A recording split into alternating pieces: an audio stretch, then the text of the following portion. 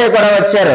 అప్పుడు పేతురు గారు మాట్లాడుతూ ఏమన్నారంటే, అయ్యా నీకొకటి మోషే ఏలియాలకు పర్ణశాల కట్టేద్దాము, వారు కుండిపోతారు, మనమందరం కుండిపోతామని పేతురు మాట్లాడుతూ ఉన్నప్పుడు దేవుడు ఏమన్నాడంటే, పేతురు షటప్, నువ్వు మాట్లాడకు, ఆయన నా ప్రియ కుమారుడు, ఆయన చెప్పింది మీరు వినండి, ఆయన చెప్పింది నువ్వు వినాలి కానీ నువ్వు చెప్పింది ఆయన వినడము కాదు అని దేవుడు ఎందుకు మందలించవలసి వచ్చిందయ్యా అని అంటే, ప్రియమైన వాళ్ళారా, యేసుక్రీస్తు వారును మోషే ఇంకెవరు ఏలియా, వీళ్ళ ముగ్గురు సమానమేనండి. వీళ్ళిద్దరు యేసుక్రీస్తు వారితో సమానమేనా?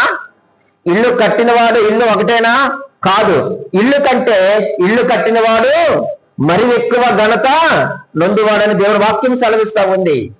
అటువంటి యేసుక్రీస్తు వారిని ఆ దేవాది దేవుని పేతురు గారు ఏమన్నారంటే, నీకు అలాగే మోషే ఏలియాలకు కూడా పర్ణశాలను కట్టేద్దాము అంటున్నాడు. అంటే దేవుని యొక్క కుమారుని వాళ్ళిద్దరితో కూడా ఏం చేశారు చెప్పండి, ఈక్వల్ గా చేసేస్తా ఉన్నాడు. కాబట్టి దేవుని పేతురు షటప్, నువ్వు మాట్లాడద్దు, ఆయన మాట్లాడితే నువ్వు విను.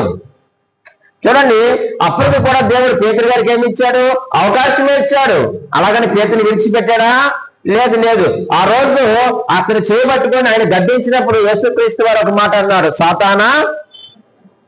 ఎవరు సాతానో? పేతురు సాతానా? కాదు కాదు. దేవుడు ఎప్పుడు కూడా ఎవరిని, ఏ వ్యక్తిని కూడా సాతానా అని సంబోధించలేదు, ఎవరికి ఆ బిరుదును ఇవ్వలేదు. కానీ సాతాను ఎవరు?